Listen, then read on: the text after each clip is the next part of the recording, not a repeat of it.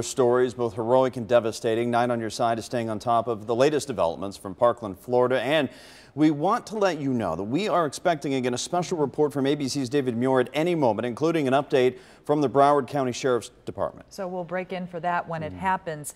We want to bring that to you live, certainly. Right now, though, from the suspects to the victims, we have team coverage at 5. Our Brianna Harper spoke with a local family counselor about how to help children who may feel left out. But first, ABC's Stephanie Ramos reports from Parkland, where investigators are still at the scene.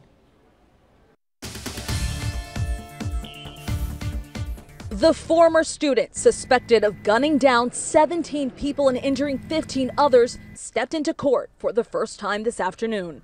Are you Nicholas Jacob Cruz? Yes, ma'am. 19-year-old Nicholas Cruz is facing 17 counts of premeditated murder. Mr. Cruz, you're going to be held without bond until further order of the court. Police say Cruz opened fire at his former high school, Marjorie Stoneman Douglas, in Parkland, Florida. It was about 2 in the afternoon when the gunshots started outside the school Wednesday. Terrified students hiding in classrooms behind desks. I feel like I'm in a dream. I don't believe this is real. There's no way to describe what happened. White male, burgundy shirt, wearing a black hat and either long black pants or shorts. He mixed in with a group of students that were running westbound. Cruz eventually caught a few miles away from the deadly scene by this officer from a neighboring department. Training kicked in. I pulled my vehicle over immediately, engaged the suspect. Authorities are now learning more about the suspect, described as a loner and crazy by neighbors and other students. He was always what he was. He was always weird, edgy, violent, aggressive. Some families left in absolute anguish. Friends, strangers, all coming together to remember the victims of one of the deadliest school shootings in the U.S. Where do we go? Who do we go to? How do we cope? Where do we find the strength? The Anti-Defamation League tells ABC News a suspect had ties to a white supremacist group. Meanwhile, the FBI is now even looking into how they handled a tip they received last year about a threat the suspect posted on YouTube. Stephanie Ramos, ABC News, Parkland, Florida. And for the first time tonight, we're hearing from the woman who took Cruz in after his mother passed away in November. Can you tell me why police showed up to your house last night? Yeah, because he lived here for a little bit. He lived here for like 2 weeks when his mom passed away.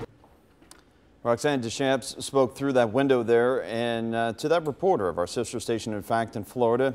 She was considered best friends with Cruz's mother. Her home was raided last night by authorities. After learning more about the shooting suspect and his past, we wanted to get an expert opinion about the emotional tactics that could potentially prevent another school shooting like this. 9 on your sides, Brianna Harper joins us live from the newsroom with a look at what can be done now rather than later. So important, Brianna. That's right, Kristen. The easiest solution suggested by the counselor I spoke to today was simply conversation, being an open ear for children or teens who may feel like they have no other place to turn. Following all the shock and pain comes the reality. I have 2 teenagers and I'm very concerned right now every day that they go to school. Are they going to be safe? Will they make it home? How are their friends? What are they thinking about? Dr. Shantel Thomas says she's a mom first and a clinical counselor second. With news of yet another school shooting, this time in Parkland, Florida, Dr. Thomas has seen just how bad things can get.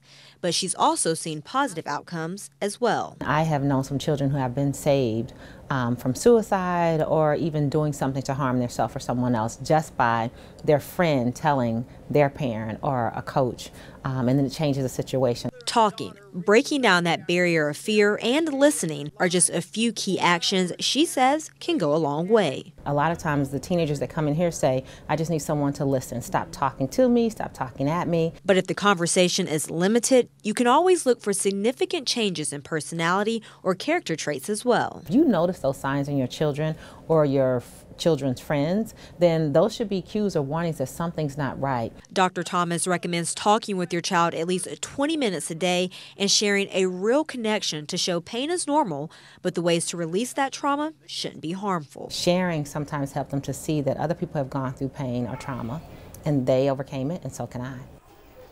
Now, Dr. Thomas also mentioned how social media can play a part in school shootings for the better or for the worse. Giving students a platform to express themselves is certainly productive, but the balance of cyberbullying can often complicate that. Live from the newsroom, Brianna Harper, 9 on your side.